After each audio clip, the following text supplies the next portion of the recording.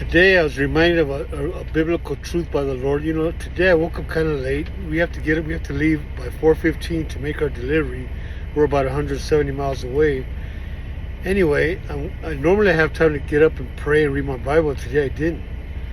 And so when I'm walking back I went to the truck stop to go shave. When I'm walking back, I'm looking up at the skies. I'm looking at the stars. I'm thinking, wait a minute, God, you said as long as I can see those stars, as long as I can see the moon, the sun, that means you're faithful.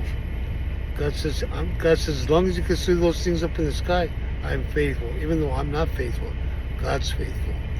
In the book of Galatians chapter 3, Paul the Apostle, he's talking to the church of Galatia, and what they start doing, when they start out their walk with the Lord, they started by faith in the Lord. They started by faith in what Jesus did on the cross. Not anything they did. By faith in what Jesus did on the cross. But after a while, what happened, and it happened to them, happens to us too. We start thinking, okay, I pray every day at 5 o'clock in the morning. I read 2 chapters every day. And pretty soon, you start depending on that rather than what Jesus did on the cross to stay saved. You start thinking, well, I'm saved because I prayed for 2 hours today, and I read 5 chapters today.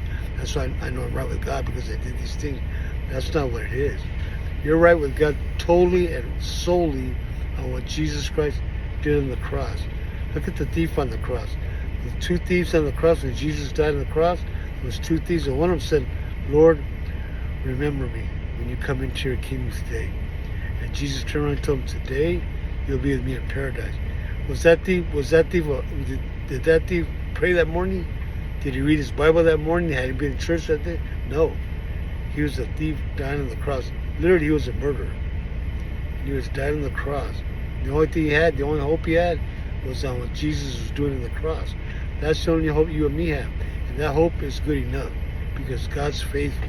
Even though we're not faithful, God's faithful. And if you're saved totally by faith in what Jesus Christ did on the cross, not by anything you can do. Amen? So rest in that.